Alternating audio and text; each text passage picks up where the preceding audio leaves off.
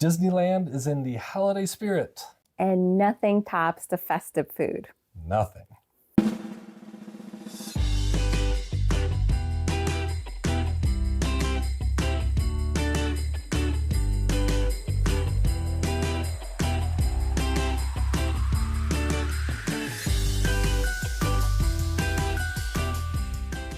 Throughout California Adventure Park, restaurants and food carts fill up with holiday treats that are both sweet and or savory. And if you're like peppermint, this is the perfect place for you.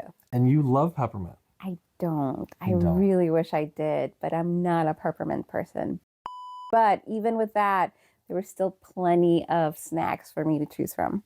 And because this video is all about food, our plushie of the day is a giant hot dog. Something that we have actually never had at a Disney park, because when we go to Disney parks, we don't eat theme park food, we eat the good stuff. Yeah. We purchased the Sip and Savor Pass, which was good for 4 drinks and our snacks. Alcoholic beverages were not included, and there was also an option for an 8-item pass. I didn't say no beverages, I said no beverages with the Sip and Savor. So at $33 for that pass, looking at the prices of the items we got, we definitely saved a few bucks by having the pass. Yeah, and then we got this cool little card that came with its lanyard, souvenir. and it was just fun. Yeah, it's a good deal. So we kind of emphasized turning these snacks into kind of mini meals that we would share, and didn't really focus on the desserts. And stay till the end, where we're going to share the 2 spots that we found during our trip where we were able to sit down and quietly enjoy a meal away from the crowds and noises. All right, so the first thing we had was an al pastor pork and pineapple slider on corned brioche. What did you think of our slider? I liked it. I love al pastor. I think that maybe my standards for some of the Mexican food at Disneyland might be a little bit higher, because I have grown up eating authentic Mexican food all my life. But they really do a great job with Mexican food in Disneyland. And I thought the slider was yummy. I love the pineapple. It wasn't thin, like it was chunky, so you got a lot of meat in there. I'm not someone who really likes a lot of spicy, but honestly, I think I would have been okay if it was a little bit spicier, if there's a little bit more of a kick to it, maybe. One of the things I always suggest is asking cast members what their favorite things are, what their favorite spots are. They always really do have the best advice. Yeah, cast members know best. We continue with Mexican food. We also ordered a... Yes, that was awesome. It was raspberries. No. Raspberries. It was just raspberries. It was raspberries. Good job. Good job. We also had a barbacoa tamal that had Oaxaca cheese, a green tomatillo sauce, and sour cream on it. It was warm and really yummy and savory. The tamal was really yummy. It was a little bit dry, but I think it's only because they keep them warm out of the husk. And being inside the husk is what keeps them really moist, but not enough to make it a problem. And with the sour cream and tomatillo sauce, you don't really notice it. But yeah, I enjoyed it. Highly recommend the tamales at Disneyland. Yeah. Also, it's tamal if it's singular. If it's plural, tamales. There's no such thing as a tamale. The biggest thing I took from the order was, after all this time, learning that there's no such thing as a tamale. More you know. Essence of education. Essence of education. All right, so the one sweet thing we had, that was on me. I got the M&M peanut butter fudge cake. My favorite thing I've ever had at any Disney park was at the Contempo Cafe years ago in Disney World, and they had a peanut butter pie. And it was, as described, we'll put a picture up on the screen of it here. It was peanut butter joy in heaven. It was the greatest treat I've ever had, maybe ever had, let alone at a Disney park, but like maybe just in the world that I've ever had. And they discontinued it. I have been forever searching for a replacement for that amazing peanut butter pie. To be clear, yes, I am a little jealous of that famous pie, because he talks about it like a long lost ex-girlfriend. We had a wonderful relationship. It was a two-way street. It was a perfectly good fudge cake. It didn't really have that much peanut butter on it. The picture kind of showed peanut butter tumbling over the sides of it. There's really only kind of a little bit of peanut butter on the top. So was it bad? No. Without any nostalgia for a peanut butter pie, this was a perfectly delicious fudge cake with some peanut butter. But it was not what I was searching for. I had a bite and I thought it was great. And the final thing we got, and the best thing we got, mutually agreed, the best thing we got from our Sip and Savory Pass was a braised pork belly adobo with garlic rice. This was yummy, and I would have wanted more. The rice was great, and there was a lot of rice. As soon as I took that first bite, I was surprised at how like flavorful and savory it was. It really was very yummy, and I enjoyed every bite of that. That was my favorite thing we got with our pass. Yeah. And just curious, what were you doing when I brought over? Because you said I brought it over, so you must have been doing something else. What were you doing? Okay, to be fair, I was like fed most of this snack because I was busy coloring my ornament and I didn't want to be distracted by stopping. So I would just be like, hit me, and open my mouth and ask for more pork belly. She was doing kitty crafts at the kitty craft table. I made the best one, and you I did still make the have best it. one. Those kids had no chance to keep up with you. Those are, I mean, I'm sorry, those other kids, like, they didn't know what they were doing. And I made sure to ask for validation from the cast members when I was done coloring and return my crayon. They agreed that yours was the best. Yeah. You so totally rock! Dude! Most excellent! I was a little disturbed when you started stealing crayons from other kids, but beyond that. But that pork belly. Oh, the pork belly, gosh, that's right. We eat a lot of pork when we're at Disney. We did have a lot of pork while we were at Disney, and it was always good. It was like always our favorite. When in favorite doubt, stuff. order the pork. Order the pork. Oh no! Oh no!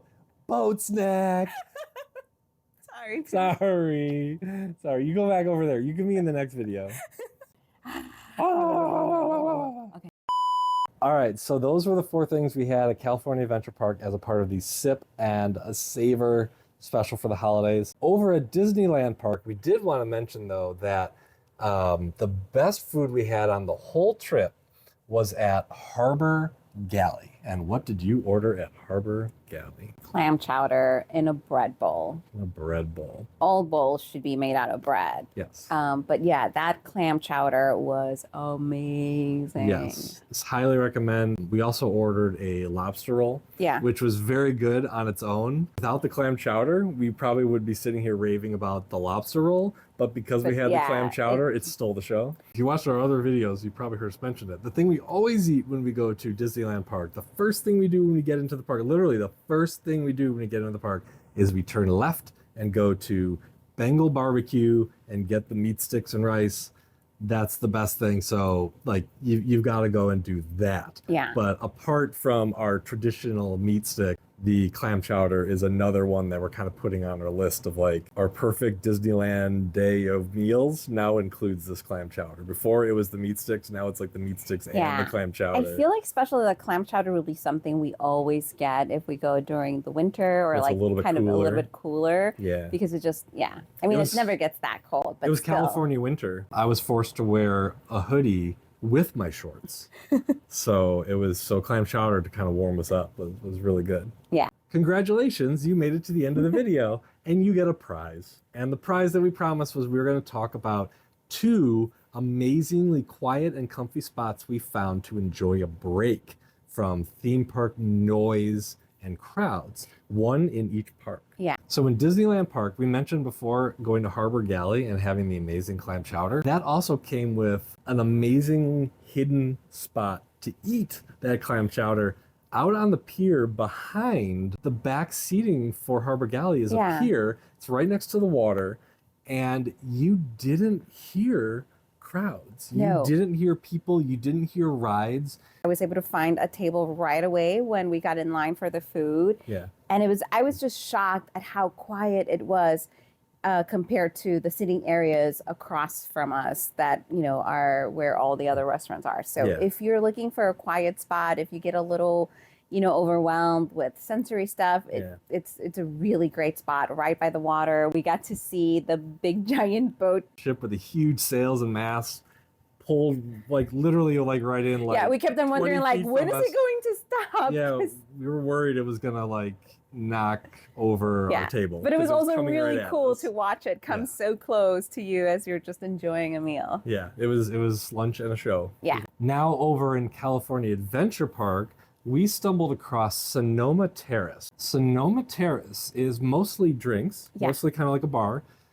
So in the evenings, when it's more after dinner time, maybe there's a bigger crowd there. But when we were stopping in there mid-afternoon, we had just gotten some food. We're looking for a place to kind of sit and eat it. We wandered into Sonoma Terrace and found This beautiful red comfy leather couch that we just plopped down and sat for a couple minutes, enjoyed, I think, a snack and a drink. And then eventually we're like, okay, we're ready to go.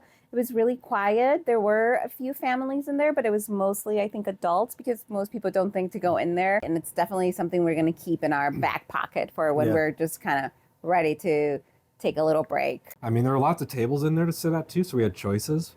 But the fact that there was an actual couch, like patio furniture with cushions to sit on, I'm trying to think if I've ever sat on a couch eating outdoors in the parks. Like not in one of the restaurants at a nice table like a booth, but outdoors at a Disney park sitting on a couch. I don't know that I've ever done that before. And if you have any other quiet eating areas, please share them with us. I am someone who does get a little overstimulated at times and needs a quiet location. So if you have any quiet locations throughout the parks, I would really, really appreciate them. And I will gladly share all of my quiet spots with you. And if you're really lucky, I'll even share some of my crying spots with you. Ooh. Any place is a crying spot.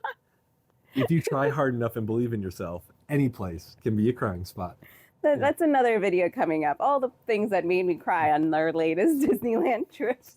Thank you so much for watching and following us out to the Disneyland Resort for their Festival of the Holidays. And I hope you'll like, comment, and subscribe. Especially comment. We want to see your comments. See if you ate out there, had treats, what you thought of going to Disneyland for the holidays too. And from our magical chaos to yours, happy holidays. Happy holidays. Say good job. Good job.